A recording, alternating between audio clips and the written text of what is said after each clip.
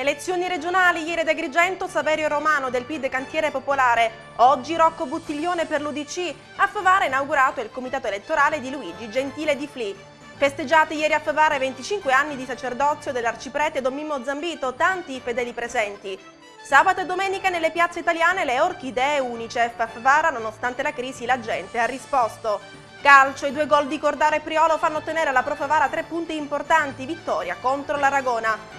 Favara, storia della musica, successo per la Kermesse dell'Accademia Palladium. Dopo un periodo di stand-by è arrivato a Favara un gruppo di 150 turisti palermitani. Buon inizio di settimana e bentrovati all'informazione di Sicilia TV. Ed apriamo questa edizione del telegiornale con la politica. Saverio Romano ieri ad Agrigento per la presentazione dei candidati all'ARS di PID Cantiere Popolare. Per l'ex ministro Romano, Lombardo ha fallito ed il sistema Sicilia deve essere ricostruito.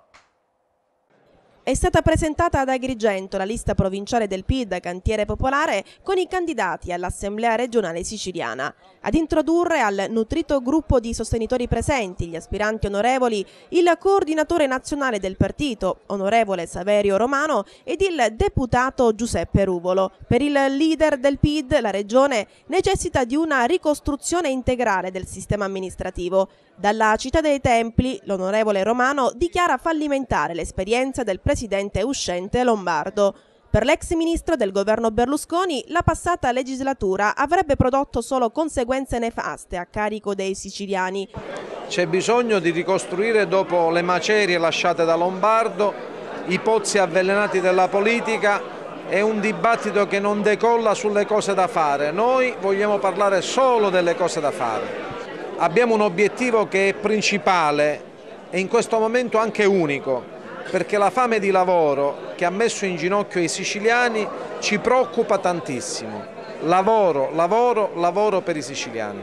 Sulla stessa linea d'onda il pensiero del deputato nazionale Giuseppe Ruvolo e del coordinatore Salvatore Cascio, quest'ultimo capolista del collegio di Agrigento.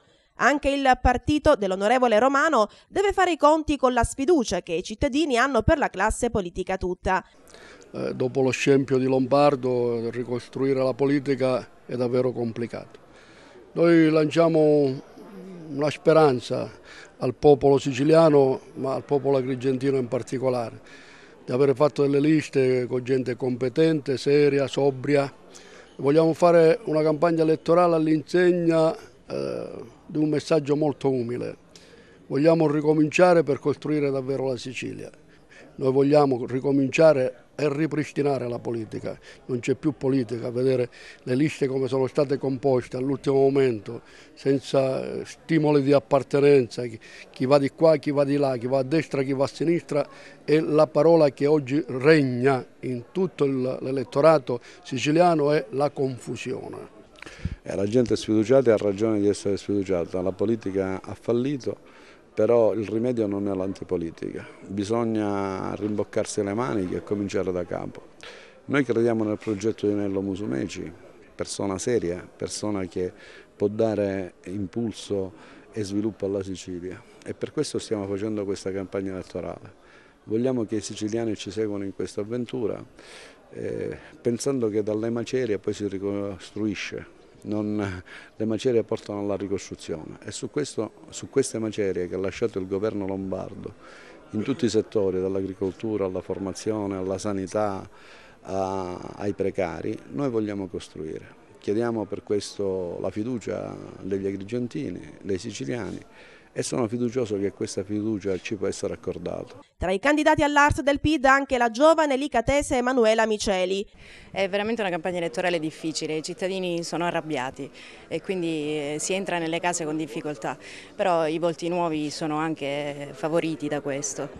Si chiedono sempre sacrifici ai cittadini. Qualora lei il 29 ottobre venisse eletta, quale sacrificio sarebbe disposto a fare? Sicuramente in questo momento non si può promettere altro che impegno e determinazione per portare avanti questa terra che è in sofferenza, per cui l'impegno senz'altro sarà il mio sacrificio per gli elettori. Alla convention del PID Cantiere Popolare erano presenti anche i consiglieri e l'assessore in quota Cascio del comune di Favara. Oggi noi siamo qua a sostenere l'onorevole Cascio e lo spirito vuole essere quello di rilanciare la politica, di rilanciare l'economia, perché siamo arrivati veramente a un punto di non ritorno. Quindi diciamo che vogliamo aprire questa campagna elettorale sotto questo auspicio, sotto questa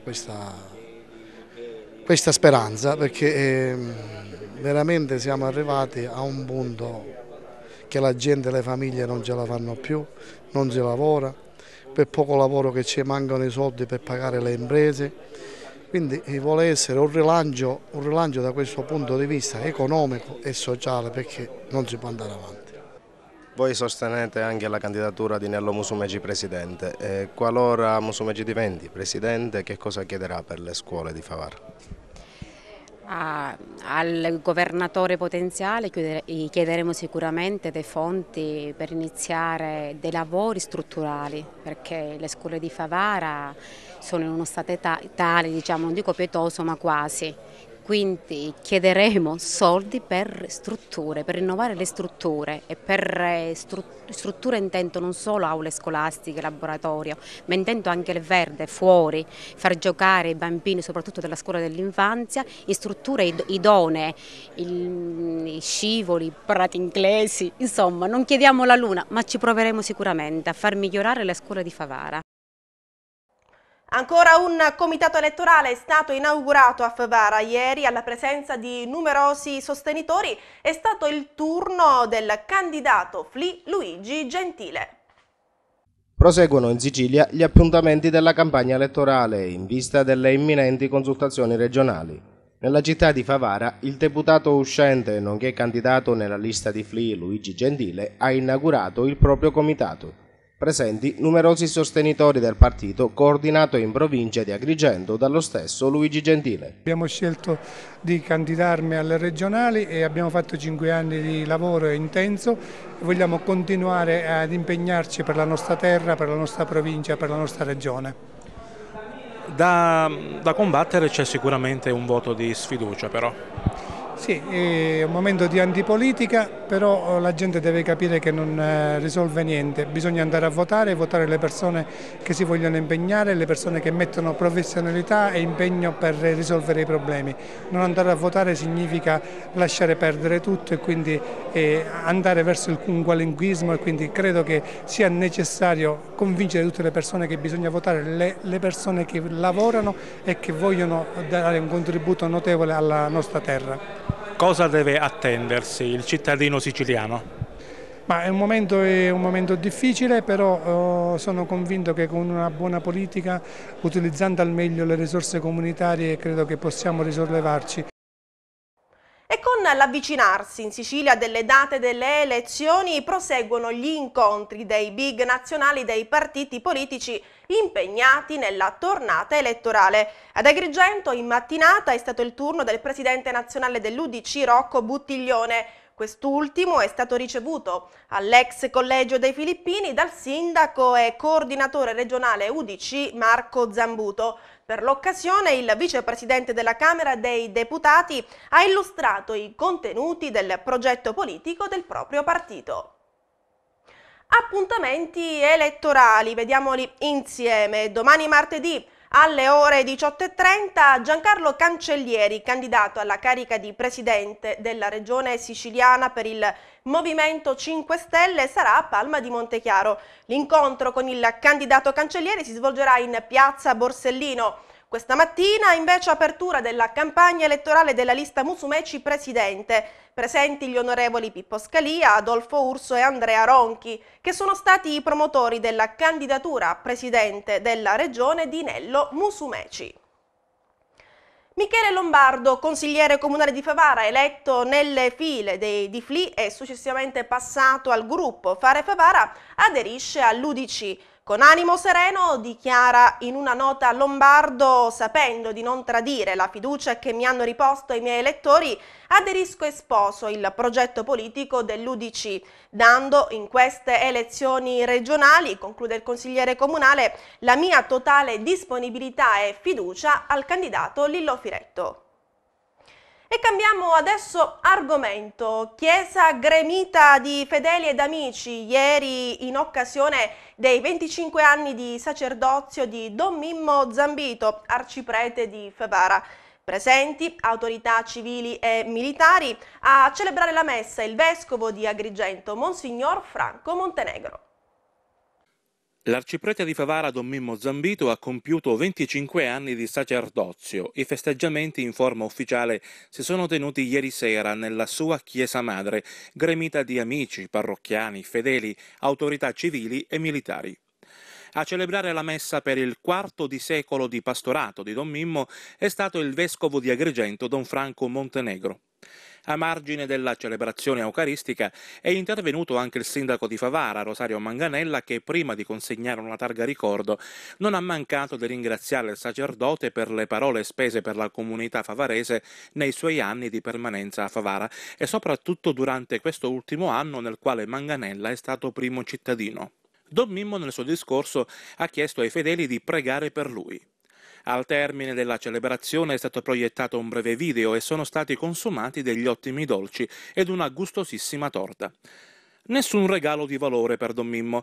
Per volontà dello stesso sacerdote si è preferito invece raccogliere fondi per il restauro della lignea statua di Sant'Antonio, che è patrono di Favara, che risentendo del peso degli anni necessita di inderogabile opera di restauro. 5 anni di sacerdozio. La colpa è pure vostra, perché io ho cercato di fare tutto in famiglia. Normalmente mi saluto tante persone, io saluto tante persone, però uno dei giorni fa c'è stato uno scoop a Sicilia TV, Don Mimmo fa 25 anni, ci mancava poco che erano chiuse le candidature per le regionali, perché c'è stato tamponamenti, scherzo. Ringrazio Dio della pazienza, dell'affetto e della carità che il popolo in ogni sua espressione esercita nei miei confronti come uomo e come prete, e chiedo a tutti coloro che seguono la nostra emittente, noi la chiamiamo nostra, a tutti coloro che seguono Sicilia TV di poter elevare la loro preghiera al Signore perché mi conservi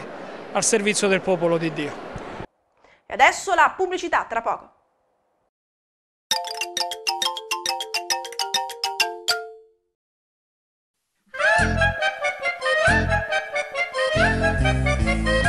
Ma chi l'ha detto che del buon vino bisogna bere solo un bicchierino? Pranzo e cena senza strafare, non mi posso più ubriacare. Con mio fiaschetto dove ti metto, ti nascondo anche sotto il letto. Io ti voglio sempre vicino, oh mio buon caro amico vino.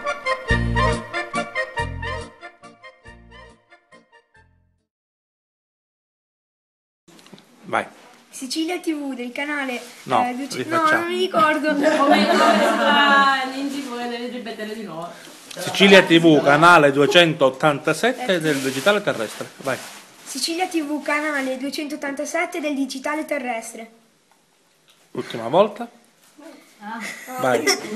Sicilia TV. Rifacciamo. Canale 287. Canale 287. Vai. Sicilia TV, canale 287 del digitale terrestre. I carabinieri del nucleo operativo e radiomobile di Licata in nottata hanno predisposto ed effettuato un servizio finalizzato a contrastare il consumo e lo spaccio di sostanze stupefacenti, arrestando in flagranza di reato Salvatore Lauria, di 22 anni, già conosciuto alle forze di polizia. L'accusa al giovane è di detenzione a fini di spaccio di sostanze stupefacenti. L'uomo è stato sorpreso dai carabinieri nella contrada balneare Playa di Licata, dove all'interno di un'abitazione di sua proprietà sono stati trovati 10 grammi di hashish già suddivisi in 10 dosi pronte per lo spaccio, una dose di marijuana e materiale vario utilizzato per il confezionamento delle dosi. Il tutto è stato sequestrato. Lauria si trova adesso in caserma in attesa di rito per direttissima disposto dalla competente autorità giudiziaria. E deve scontare 3 anni e 6 mesi di reclusione. I carabinieri eseguono un arresto a Cattolica Eraclea. In manetta il 75enne del luogo Antonino Marchetta. I reati vanno dalla violenza privata al sequestro di persona ed altro. Fatti commessi nell'anno 2004. L'arrestato, dopo le formalità di rito, è stato sottoposto alla detenzione domiciliare presso la propria abitazione. Seconda edizione a Favara dell'Orchidea dell'Unicef, nei 2 stand allestiti dai volontari dell'associazione Bedda Favara si è fatta sentire la crisi economica, ma buona comunque la risposta dei cittadini. Nonostante i periodi di grave crisi economica, i cittadini favaresi hanno risposto numerosi alla 5ª campagna umanitaria pro Africa, le Orchidee dell'Unicef. L'iniziativa benefica, infatti, quest'anno registra un calo di adesioni rispetto agli anni precedenti. I volontari dell'Associazione Giovane e Cultura Bedda Favara, presieduta da Davide Lumia, sono stati presenti sabato e domenica scorsi con 2 stand rispettivamente nelle piazze Itria e Don Giustino. Soddisfatto comunque della risposta data dalla città all'iniziativa, si è detto il presidente dell'Associazione Bedda Favara, Davide Lumia. Anche quest'anno per il secondo anno consecutivo le Orchidea dell'Unicef è arrivata a Favara per dare il contributo ai bambini africani e i favaresi ancora una volta hanno risposto presente. Noi da parte nostra, l'Associazione Bedda Favara, da parte propria, ha messo l'impegno che poteva metterci a garantire la postazione per conto dell'Unicef, appunto, così come in altre 2500 piazze italiane. Favara ha la sua postazione, i favaresi hanno potuto dare il proprio contributo che ancora una volta sarà diciamo così, indispensabile per salvare la vita ai bambini che sono più sfortunati in certe parti del mondo. Consigliere, anche lei ha aderito all'iniziativa? Ho aderito all'iniziativa come giovane esponente politico di questa città. Soprattutto ho aderito all'iniziativa perché è una vera e propria iniziativa lodevole che oggi approda a Favara grazie a dei volontari dell'Associazione Bedda Favara. Questa è un'iniziativa che va veramente premiata e che la cittadinanza ad oggi ha risposto in maniera positiva. Credo che questo debba essere da esempio per tutti i giovani della città, ma soprattutto debba essere un punto di partenza per il riscatto socioculturale della nostra città.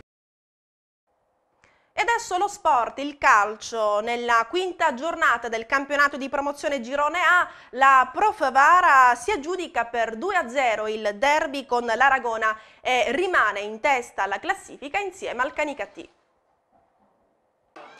I gol di Cortaro e Priolo stendono un'Aragona rinunciataria, relegata al penultimo posto in classifica. Davanti al pubblico di casa, gli 11 di mister Filippazzo, forti del primato in classifica, hanno subito dimostrato superiorità tecnica e fluidità di gioco.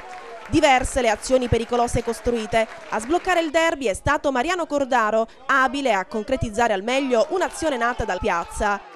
Di pregevole fattura invece il gol di Priolo che dalla distanza beffa il portiere avversario con una traiettoria perfetta che insacca la palla all'incrocio dei pali. Pubblico in delirio e Pro Favara avanti di 2 reti, risultato che non cambierà fino al triplice fischio finale. Gialloblu impegnati nuovamente allo Stadio Comunale Giovanni Brucoleri dopodomani mercoledì alle ore 15:30 nei 16esimi di Coppa Italia contro il Sant'Angelo Licata. Nel derby di ieri passerella d'eccezione anche per i piccoli calciatori della scuola calcio Pro Favara che hanno accompagnato al fischio d'inizio i protagonisti del match. 2-0, una buona partita, ma qualche rimpianto per le fasi finali per l'espulsione di Cordaro. Sì, io avevo visto che l'arbitro era un po', diciamo, accanito su Cordaro perché gli fischiava tutti i falli contro e fra l'altro Cordaro è venuto da me a dirmi che addirittura l'arbitro gli aveva detto che lo buttava fuori alla prima occasione. Fatto sta che io avevo cambiato Cordaro. L'ultimo cambio che ho fatto era Cordaro, poi Argento invece si è fatto male e ho dovuto cambiare Argento. Possibilmente se Argento non si faceva male tutto finiva con la massima tranquillità perché non succedeva quello che è successo alla fine. Mariano Cordaro, autore del gol, ma anche autore di un'espulsione, come la mettiamo?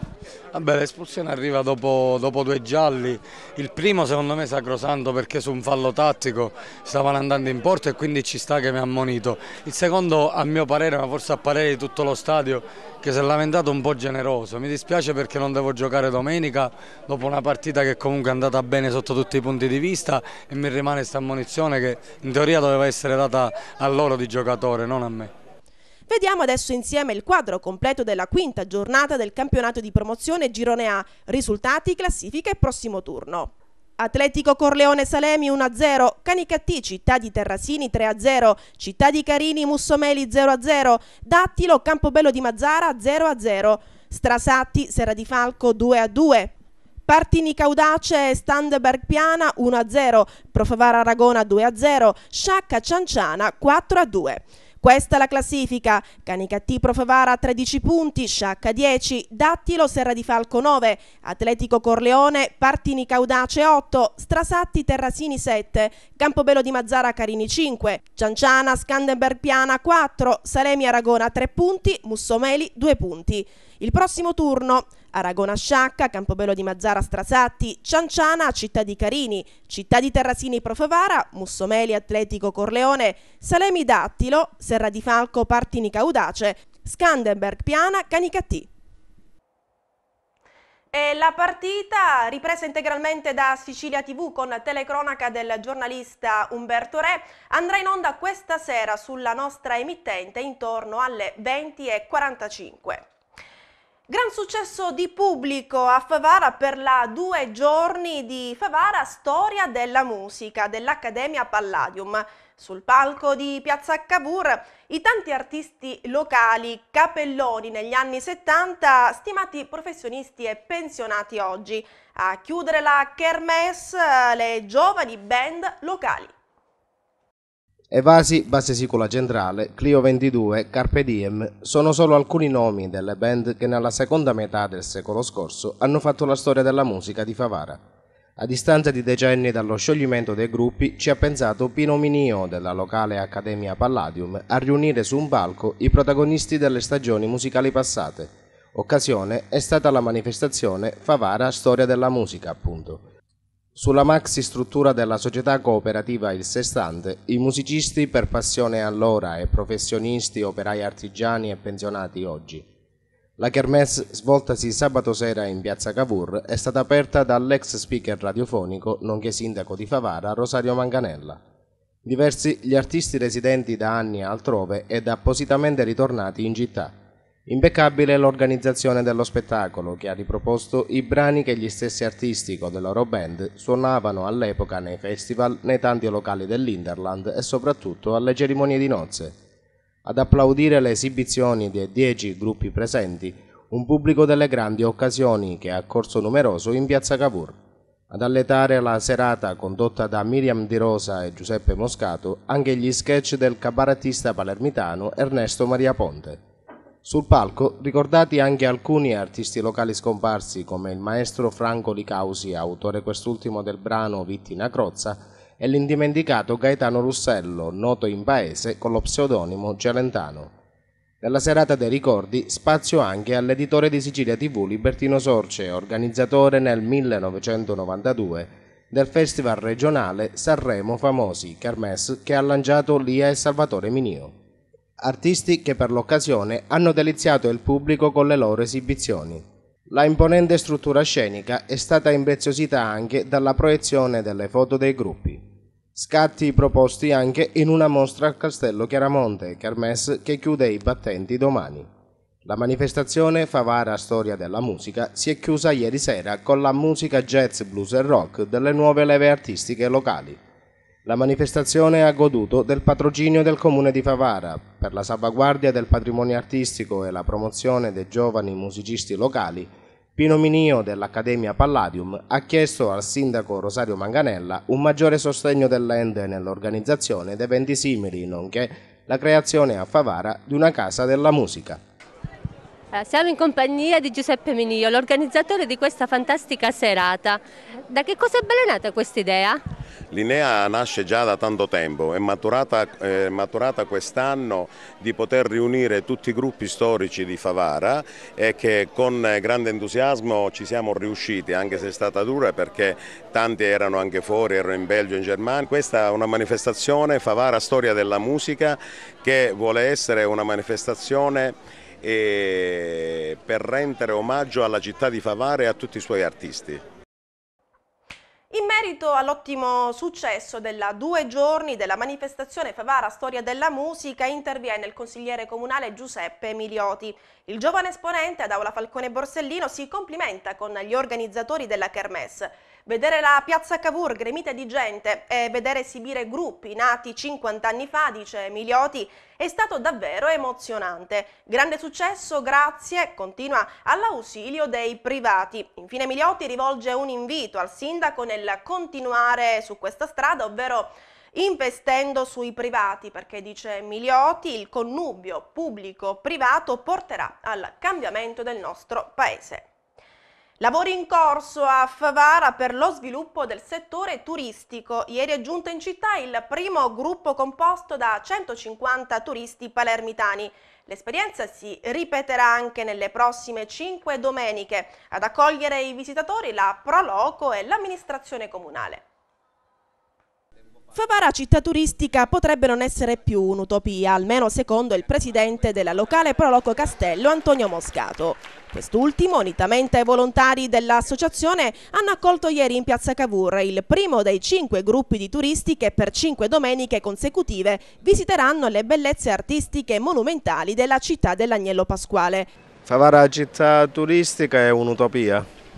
Non un'utopia, città turistica sta riprendendo piano piano quello che aveva iniziato molti anni fa.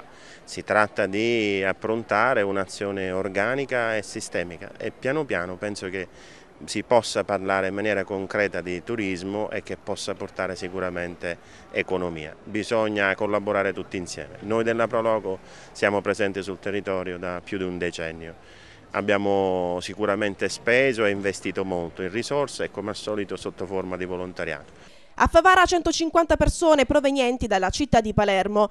L'itinerario: visite della settecentesca Chiesa del Rosario, del fondo antico della Biblioteca Barone Antonio Mendola, del Castello Chiaramonte della Chiesa Madre e del settecentesco Cortile Bentivegna con il polo d'arte contemporaneo Farm Cultural Park.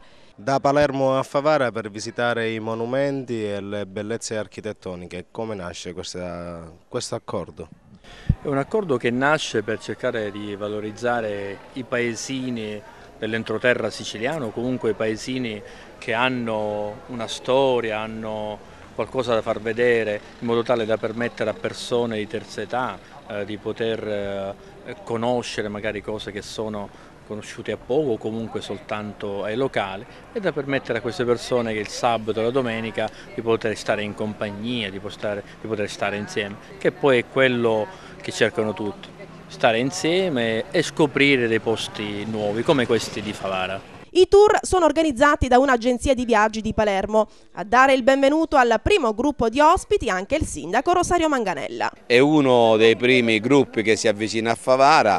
Si ripeterà questo evento per altre 5 domeniche consecutive, quindi fino alle altre 2 prime domeniche di novembre.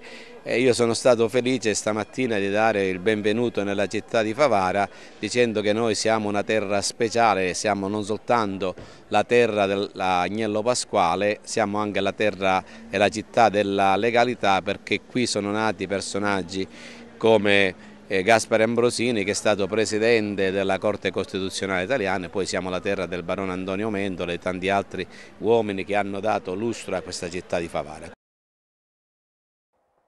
E c'erano anche 2 atleti dell'Associazione Sportiva Dilettantistica Bike Favara, ieri tra i tanti partecipanti all'8ª edizione del Gran Fondo dall'Eleuterio a Rocca Busambra. La difficile gara ha preso il via dal comune palermitano di Mineo. Il circuito di circa 56 km è stato ricavato attraverso i tortuosi sentieri del Bosco della Ficuzza. Gli atleti della SD Bike Favara in gara sono stati Gerlando Vita e Massimiliano Patti. Ci doveva essere anche Calogero Villa, ma per problemi personali non ha potuto partecipare. E adesso linea alla regia per il meteo, a seguire la sigla. Grazie ancora per averci seguito. Vi ricordo che il nostro notiziario è consultabile sia in versione testo che video sul nostro portale siciliatv.org. Grazie ancora per averci seguito. Appuntamento alla prossima edizione. Cari saluti a tutti e vediamo il meteo per martedì 9 ottobre. La pressione atmosferica resta medio-bassa sul Mediterraneo centrale con un tempo ancora instabile soprattutto lungo le regioni adriatiche dove attendiamo cieli molto nuvolosi o coperti e frequenti precipitazioni. Temperature in calo, mentre ad ovest attendiamo un maggior soleggiamento. Ecco, vedete dalla grafica il maltempo su tutte le regioni adriatiche, con cieli coperti su gran parte delle Venezie, dell'Emilia-Romagna, soprattutto centro-orientale e ancora sulle regioni centro-meridionali. Qualche schiarita lungo il versante tirrenico, ma comunque con moderato rischio di rovesci alternati a nuove schiarite. Invece lungo l'Adriatico tempo uggioso, con piogge a tratti anche abbondanti e possibili manifestazioni temporalesche. Le segnaliamo soprattutto sulla Puglia centro-settentrionale, e ancora sulla Calabria tirrenica, ma qualche temporale anche sull'Appennino centrale. Al nord-ovest i più ampi spazi soleggiati, soprattutto sul Piemonte occidentale e sulla Liguria centro-occidentale. Sulle isole maggiori una giornata ancora dal sapore estivo, con tanto sole e temperature massime oltre i 25 gradi. Lo stesso varrà per la Calabria ionica. Guardate le temperature minime, sempre molto elevate sulle regioni tirreniche e sulle isole maggiori, con ben 16-19 gradi, un po' più fresco ad est. Anche i valori massimi sempre sotto la media stagionale, solo su parte dell'Adriatico ove temporalesco, resteranno invece molto elevate ad ovest fino a 24-26 gradi, tuttavia in lieve diminuzione. Per ora è tutto, grazie per l'attenzione, alle prossime news meteo.